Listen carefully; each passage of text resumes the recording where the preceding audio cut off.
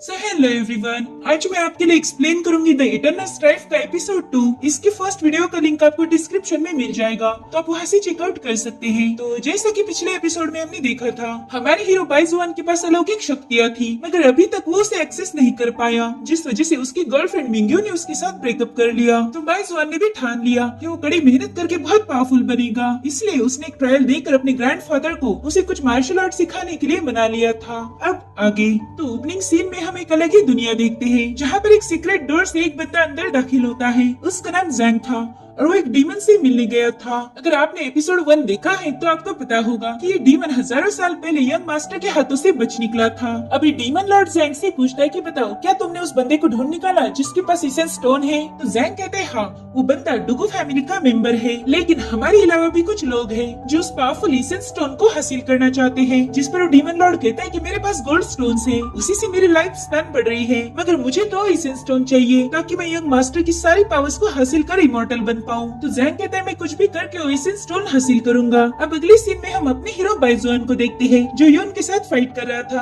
और बाइजुआन के दोस्तों ने उस पर शर्त भी लगाई थी, अगर बाइजुआन जीता तो इन लोगों को पैसे मिलने वाले थे। लेकिन बाइजुआन की हालत देखकर उन्हें डाउट हो रहा था कि वो ही मैच जीतेगा या हारेगा। तभी बाइजुआन का जिगरी दोस्त कहता है कि अरे तुम्हें उस पर भरोसा रखना होगा, देखो ट्रस्ट के अलावा कुछ नहीं होता। तो तीसरा बंदा कहता है अच्छा, अगर ऐसी बात थी तो तुमने बाइजुआन पर पैसे क्यों नहीं लगाए? तो कहते देखो, ट्रस्ट तो ट्रस्ट होता है और पैसा तो पैसा होता है, मुझे नहीं लगता कि बाइजुआन की वजह से मैं जीत पाऊंगा, इसलिए मैंने तो यून पर शर्त लगाई। तो बंदे कहते यार तुम तो बहुत डुप्लीकेट हो। इधर बाइजुआन यून के हर एक अटैक पर डॉज कर रहा था। तो यून उससे कहता है कि अरे वाह बाइजुआन, आज क्या बात है, तुम्हारी आंखों में तो एक अलग सा कॉन्फिडेंस है। जिसके बाद वो नेक्स्ट मूव के लिए एक दूसरे पर जंप लगाते हैं। और तभी बाइजुआन को कुछ दिनों पहले हुई बातें याद आती है। उसे पता लगा था कि उसके ग्रैंडफादर एम्परर लेवल के कल्टीवेटर है, और उन्होंने उसे उनके पहले मूव के बारे में भी बताया था, जिसे अर्थ लेवल डिवाइन पावर भी कहा जाता है। बाइजुआन उनसे कहता है कि आप तो अर्थ लेवल के कल्टीवेटर हो, तो आप मुझे ये सब क्यों नहीं सिखाते? जिस पर किंग मिंग हंसने लगते हैं और कहते हैं बच्चे तुम अभी ग्राउंड लेवल पर हो, अगर तुम्हें इसे सीखना है तो खुद को साबित करना होगा। अर्थ लेवल की टेक्निक हमारे डुगू फैमिली में पीढ़ियों से चलती आ रही है, वो जनरेशन टू जनरेशन पास होती है, और ये एक टॉप नॉच डिफेंस टेक्निक है। इसकी जैसी पावरफुल टेक्निक दुनिया में कहीं पर भी नहीं है। इसे सीखने के लिए तुम्हें सब्र रखना होगा और साथ ही ढेर सारी प्रैक्टिस भी करनी होगी, और तभी तुम इस यूनिक टेक्निक को मास्टर कर पाओगे। और बच्चे मेरे हिसाब से तुम अभी उसके लिए तैयार नहीं हो, तुम्हें पहले अपने बेसिक को क्लियर करना होगा। जिस पर बाइजुआन कहते हैं ग्रैंडपा, अगर ऐसी बात थी तो आपने उस दिन मेरे से ट्रायल क्यों ली? मैंने उस ट्रायल को पास करने के लिए कड़ी मेहनत की, मुझे उम्मीद थी कि आप मुझे कुछ एडवांस टेक्निक सिखाओगे, लेकिन आप तो अभी बहाने मार रहे हो। तो किंग मिंग हंसते हुए उसे समझाते हैं कि बच्चे वो ट्रेनिंग ही तुम्हारी मार्शल आर्ट प्रैक्टिस की शुरुआत है, उसी ट्रेनिंग के साथ तुम्हारी एक वॉरियर बनने की जर्नी शुरू हो गई। जैसे तुम अपनी कुंग-फू को रिफाइन कर पाओगे, तुम्हें समझ आएगा कि ये ट्रायल मैंने क्यों ली थी। आगे चल के तुम्हें और बहुत सी ट्रायल देनी पड़ेगी, और उन्हीं से तुम पावरफुल बनोगे। और अब कहानी वापस से प्रेजेंट टाइम में आ जाती है, जहाँ पर यून और बाइजुआन लड़ रहे थे। सबको लग रहा था कि इस बार बाइजुआन ही जीतेगा, मगर अफसोस यून एक ही पंच में बाइजुआन को उठाकर दूर पटक देता है, और ये देखकर बाइजुआन के दोस्त अपना सिर पीटने लगते हैं। अब इन लोगों की सेकंड मैच चालू हो गई थी। यून बाइजुआन को चिढ़ा रहा था कि पता नहीं कौन सा कुंग-फू तुम सीख के आए हो, मैं हमेशा तुम्हारी कुत्ते जैसी धुलाई करता हूँ। और तभी देखती कि वहाँ पर ढेर सारे लोग आए हैं। उन्हें वहाँ देखकर रिको बाइजुआन को बताता है कि ये तो वही लोग हैं जो उस दिन हमें शराब खाने पर मिले थे। अब वो मोटा आदमी कहता है वाह, तुम्हें यहाँ देखकर बहुत खुशी हुई। अब उन्हें देखकर तो समझ आ रहा था कि ये लोग झगड़े करने वहाँ आए हैं। अभी यून बाइजुआन से कहता है कि ये लोग बहुत ज्यादा हैं और हम कम हैं, हम इनका मुकाबला नहीं कर पाएंगे, यहाँ से भागने में ही हमारी भलाई है। बाइजुआन को भी उसकी बात में दम लगता है, तो बड़े प्यार से कहता है वाह, तुम लोगों को यहाँ देखने की उम्मीद नहीं थी, मुझे लगता है कि तुम भी यहाँ पर प्रैक्टिस करने आए हो। वैसे हमारी भी प्रैक्टिस पूरी हो चुकी है, तो हम यहाँ से जाते हैं और तुम लोग आराम से प्रैक्टिस करो, बाय बाय। तभी वो मोटा चिल्लाकर कहता है कि ओए, तुम्हें जाने के लिए किसने बोला? हम यहाँ पर प्रैक्टिस करने नहीं आए थे, बल्कि तुम्हें सबक सिखाने आए हैं। तो यून कहता है मोटे, तुझे क्या लगा हम तेरे से डरते हैं? चलो आज मैं देखता हूँ कि तुम में और तुम्हारे चमचों में कितना दम है। तो मोटा अपने साथियों से कहता है कि इन सबको खत्म कर दो, लेकिन तभी एक लड़की की आवाज आती है। वो कहती है कि ऐसा सोचने की हिम्मत भी मत करना, और तभी एक लड़की फ्लाई करते हुए उनके सामने आ जाती है। वो सभी को बताती है कि मेरा नाम रेना है और मैं विच हिडन विंड की डिसाइपल हूँ। मैं बहुत सालों से हमारे मार्शल वर्ल्ड में शांति कायम करना चाहती हूँ, मैं लोगों की फाइट छुड़ाती हूँ, और मुझे अच्छे से पता है कि तुम लोगों के झगड़े की कोई वजह होगी, तो क्या आप लोग मुझे बता सकते हो कि आप लोगों में क्या हुआ है, ताकि हम लोग डिसाइड कर पाए कि गलती किसकी थी और फिर हम बात करके इस मसले को हल कर सकते हैं। तभी बाइजुआन का दोस्त रिको बताता है कि ये मोटा आदमी देख रही हो ना, इसने उस दिन होटल में एक लड़की को छेड़ा था। वो लड़की इसे मना कर रही थी, लेकिन ये था कि उस पर जबरदस्ती किए जा रहा था, जिस वजह से मेरे दोस्त बाइजुआन ने उसके साथ फाइट की। तो मिस अब आप ही बताइए, इसमें मेरे दोस्त की क्या गलती है? हम लोग हमेशा कमजोरों की मदद करते हैं और उस दिन भी हमने वही किया। अब आप ही बताओ कि इसमें झगड़ा करने वाली क्या बात है? जिस पर वो मोटा आदमी कहता हुआ ईशान पट्टी मत कर। मुझे तो याद भी नहीं कि तुम किस दिन की बात कर रहे हो। मैंने आज तक किसी लड़की पर जबरदस्ती नहीं की, लेकिन उसकी बात करने के अंदाज से सभी को समझ आ रहा था कि वो झूठ बोल रहा है। तो बाइजुआन के दोस्त उसे झूठा झूठा बोलकर चिढ़ाने लगते हैं। रेनी उन दोनों पार्टीज की बातें सुन रही थी। वो कह रही थी कि तुम झूठे हो, तो ये कह रही थी नहीं नहीं तुम झूठे हो। लेकिन थोड़ी देर में उसे पता चल जाता है कि ये मोटा आदमी झूठ बोल रहा है, इसलिए वो मोटा अपने एक आदमी को उस पर अटैक करने के लिए भेज देता है। तो रेनी अपनी तलवार के हैंडल से उसे नीचे गिरा देती है, जिसके बाद वो बाइजुआन से कहती है कि मुझे पता नहीं क्यों ऐसा फील हो रहा है कि मैं तुम्हें जानती हूँ। क्या तुम मुझे अपना नाम बता सकते हो? पहले तो बाइजुआन अपने दोस्तों की तरफ देखने लगता है, क्योंकि उसे यकीन नहीं हो रहा था कि रेनी उसी से बात कर रही है। जिसके बाद उसे ग्रीट करते हुए कहता है कि मेरा नाम बाइजुआन डुगू है और मैं डुगू फैमिली का मेंबर हूँ। अब डुगू ये नाम सुनकर रेना थोड़ी सोच में पड़ जाती है। वो सोचती है कि मेरे मास्टर ने भी मुझे यही नाम बताया था। तो तुरंत ही बाइजुआन से कहती है कि मुझे मेरे मास्टर ने आप ही से मिलने यहाँ भेजा है। ये अफसोस की बात है कि हम दोनों एक दूसरे को नहीं जानते, लेकिन मैं आपसे कुछ जरूरी बात करना चाहती हूँ। जिस पर बाइजुआन कहता है कि आप जो चाहे वो पूछ सकती हो, मुझे जो पता है मैं आपको बता दूंगा,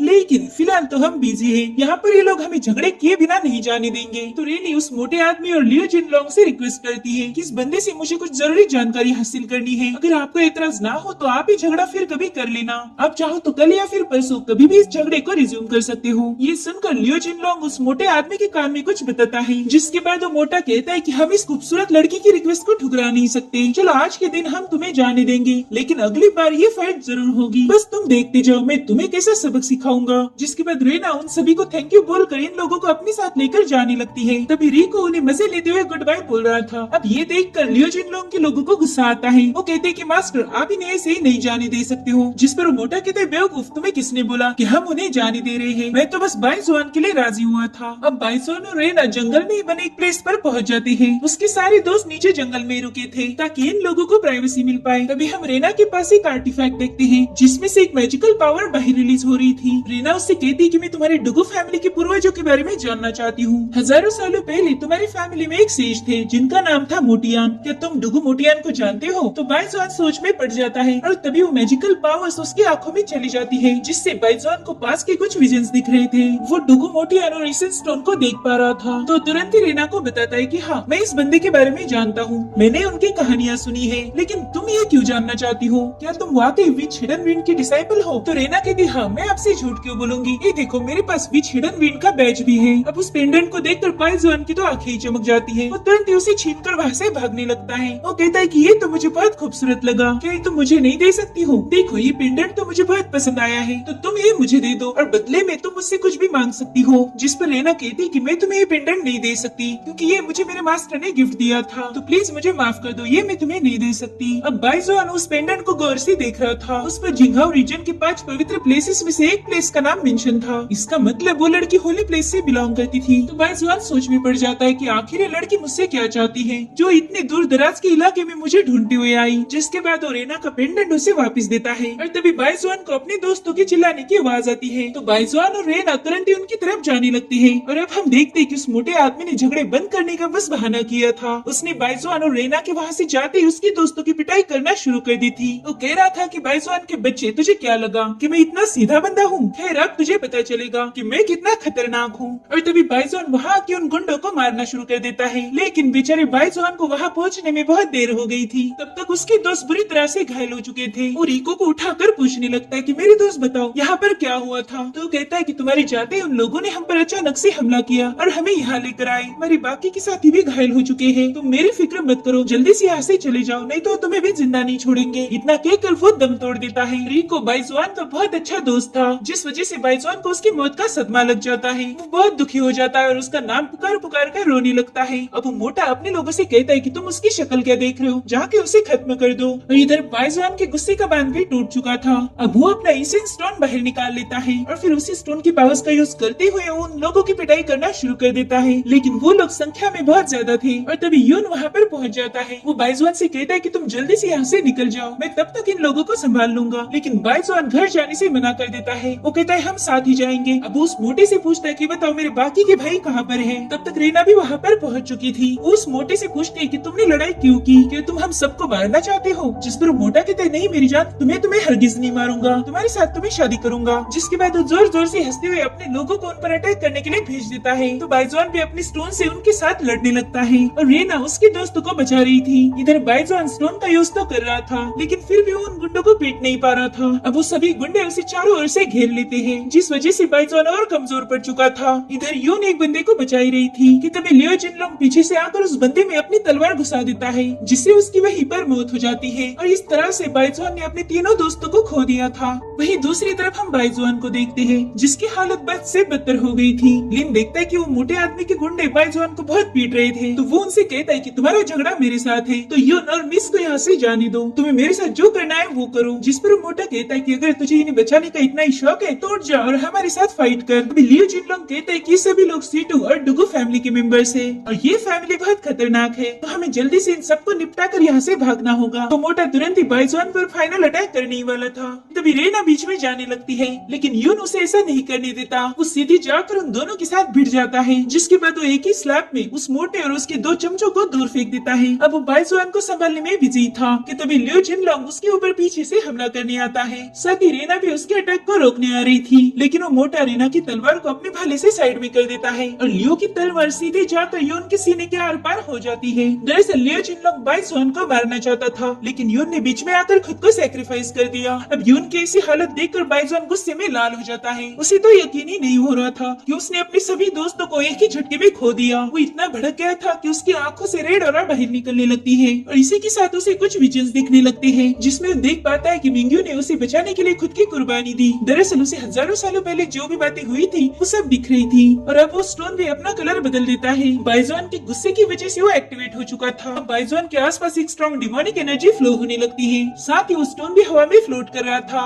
उस स्टोन की सारी पावर्स बाइजुआन के अंदर जा रही थी, जिस वजह से उसे बहुत तकलीफ होने लगती है। और फिर वहाँ पर एनर्जी का एक बहुत बड़ा ब्लास्ट होकर उसमें से एक एनर्जी का फ्लो आसमान में चला जाता है और अब हम बाइजुआन का असली फॉर्म देखते हैं। उसमें खतरनाक डिमोनिक पावर्स आ चुकी थी। वो सिर्फ एक ही सेंटेंस दोहरा रहा था कि मैं तुम्हें खत्म कर दूंगा। उसका वो रूप देखकर वहाँ मौजूद लोगों के पसीने छूट रहे थे। उन्हें तो समझ नहीं आ रहा था कि इस बंदे के साथ हो क्या रहा है। दरअसल बाइजुआन के अंदर यंग मास्टर टियानमू की पूरी पावर्स आ चुकी थी। वो कहता है कि ये बॉडी जिसकी भी है वो फिलहाल बहुत गुस्से में है और वो इन सभी को मारना चाहता है। तो अब इस बंदे का बदला मैं लूंगा, मैं इन सबको खत्म कर दूंगा। इधर वो मोटा तो बहुत डर गया था, इसलिए वो अपने एक चमचे से कहता है कि जाकर इसका मुकाबला करो। लेकिन इससे पहले कि वो बंदा कुछ कर पाए, बाइजुआन उस पर अपनी डिमोनिक एनर्जी से हमला करता है। उस बंदे के साथ जिनलोंग की आधी टीम को ही खत्म कर देता है, जिसके बाद बाइजुआन जमीन पर पहुंच जाता है। उसकी पूरी बॉडी से डिमोनिक एनर्जी फ्लो हो रही थी और वही पावरफुल डिमोनिक एनर्जी उस पूरी जगह पर स्प्रेड हो जाती है। अब बाइजुआन बस हाथों के इशारों से उन लोगों को खत्म कर रहा था और ये देखकर लियो जिनलोंग और उस मोटे के तो होश ही उड़ गए थे। अब बाइजुआन उन्हीं की तरफ आगे बढ़ रहा था और ये दोनों भी उसका मुकाबला करने के लिए रेडी हो जाते हैं, जिसके बाद वो दोनों भी एक साथ मिलकर उस पर जंप लगाते हैं। लेकिन उनकी हरकतें देखकर बाइजुआन की हंसी छूट जाती है। वही दूसरी तरफ हम रेना को देखते हैं, जो यून के घाव को हील करने की कोशिश कर रही थी। तभी वो देखते कि बाइजुआन ने उन दोनों के वेपन्स को जगह पर ही होल्ड किया है। वो लियो जिनलोंग की सोट साइड में हटाते हुए कहता है कि मुझे तुमसे डर की बू आ रही है, शायद तुम लोगों ने डर के मारे अपनी पतलून गीली कर दी है। तो वो मोटा कहता है कि मुझे पता है तुमने कोई डिमोनिक टेक्निक सीख ली है और उसी का फायदा उठाकर तुम मुझे डरा रहे हो। तुम बस देखते जाओ, हम सभी को तुम्हारी असलियत बता देंगे कि तुम्हारे अंदर डिमोनिक पावर्स है। तभी लियो जिनलोंग कहता है कि तुम्हें पता नहीं, हमारी फैमिली बहुत पावरफुल है। अगर उन्हें पता चला कि तुमने हम दोनों को मार दिया तो तुम्हारी पूरी फैमिली को लोग डिस्ट्रॉय कर देंगे। तो बाइजुआन उसे अपने करीब लाकर कहता है कि जो होगा वो देखा जाएगा, फिलहाल तो टाइम तुम्हारी मौत तो हो चुका है। जिसके बाद बाइजुआन अपनी डिमोनिक एनर्जी का यूज करते हुए उन दोनों को एक ही झटके में खत्म कर देता है। रीना ने ये सब कुछ देख लिया था, उसे तो अपनी आंखों पर यकीन ही नहीं होता और तभी उसे अपने मास्टर ने कही बात याद आती है। उन्होंने उसे बताया था कि डुगु फैमिली के यंग मास्टर में अर्थ और स्काई को डिस्ट्रॉय करने की ताकत है और उसे रहम नाम की चीज पता ही नहीं है। तुम ये भी सोच सकती हो कि उसके पास दिल ही नहीं है। जब भी उसकी पावर्स अनलिश होती है तो दुनिया में खून की नदियाँ बहती है और अगर उसकी जान भी ली तो दोबारा से जिंदा होता है या फिर रीइंकार्नेट होता है। दरअसल वो इंसान के भेष में छुपा हुआ इमॉर्टल डीमन है। इसलिए हमारे पूर्वजों ने हमें सदियों से बताया है कि हमने डीमन को खत्म करना है, यही हमारा मकसद है। तो रेना उसकी असलियत जानने के बाद अपनी स्वॉर्ड निकाल लेती है। वो कहती है बाइजुआन तुम एक डीमन बन चुके हो, वजह चाहे कोई भी हो, लेकिन उसने तुम्हारी डिमोनिक साइड को ट्रिगर किया है और अब ना चाहते हुए भी मुझे मेरे मास्टर के ऑर्डर को फॉलो करना होगा। मुझे यहाँ पर तुम्हें मारने के लिए भेजा गया था। तो बाइजुआन कहता है लड़की बकवास बंद कर, मैंने मेरे सारे दोस्तों को खो दिया, अब बस एक ही बचा है, तो मुझे उसके पास जाना है, इसलिए जल्दी से रास्ते से हट जाओ। लेकिन रेना उसकी बात नहीं सुनती। अब जैसे वो उस पर अटैक करने के लिए आगे बढ़ती है, बाइजुआन तुरंत ही हवा में फ्लोट करने लगता है, जिसके बाद उसकी बॉडी से गोल्डन एनर्जी बाहर निकल रही थी और वो सीधे उसके दोस्तों की बॉडी में जाने लगती है। रेना देखती कि यून भी अब होश में आ चुका है। वो कहती कि ये पॉसिबल नहीं, डीमन तो बस मारने का काम करता है, लेकिन तुम तो लोगों को जिंदा कर रहे हो।